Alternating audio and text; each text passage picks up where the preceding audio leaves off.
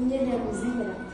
Ертеде ата-бабаларымыз 2 жас арқылы, немесе 2 ақылды қолдарына домбыра ұстатып айтыстыратын болған.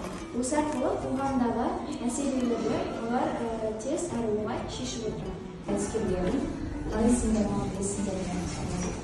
Шұған белгісінде осы Шұғанның жігітпен танысуында да осы айтыс арқылы басталған және бір-біріне деген көзқарасы осы айтыс арқылы білінген болатын. Осы арқылы шындыққа көзін жеткізеді. Айтысты қысқа доғарысап жатқан кездерде болған кезінде олар қабілет жақсы болу керек, және де сол жай сөйлеумен болмаған айтысты ол эмоциямен беріледі. Яғни айтыс тек қана әңгіме сол, яғни суреттеп, бір оқиғаны суреттей алады және көрсете алады. Бұрынғы айтыста басқа мысал келтіретін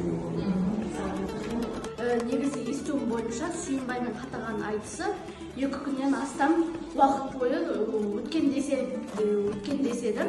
Сол кезде осы біздің қазақтың айқыны қырғыз еліне біздің қандай батырларымыз бар екенін, осы біздің ұлттық тағамдарымыз туралы, біздің жеріміздің, малымыздың қандай мол екенін, және де осы біздің халқымыздың қанында байланысып кеткен, осы қанында дамып кеткен мәртебе бар екенін айта кеткен еді. Қысқаша егер мазмұнын айтатын болсақ. Осы айтыс туралы жасөспірімдерге жеткізуде қосымша ақпарат. Немесе мектептерде айтыс үйретуге қосымша кружоктарды жасау керек, белгілерді жасау керек. Әлем таным. Сондықтан ең бірінші мәселе ол тіл мәселесі, ұлттың мәселесі. Көптеген айтыскерлер өздерінің осы айтыстың дамуына өз үлестерін қосқан болатын. Олардың бірі Біржан Сара және де Жамбыл Құлағбеков болады. айтыс ұлт өнері. Айтыс қағылез өнер. Тілі жоғалған елдің өзі жоғалады. Айтыс жаңа заман жаңаша айтысы. Негізі де тілі де басқаша. Айтыс ұлттық.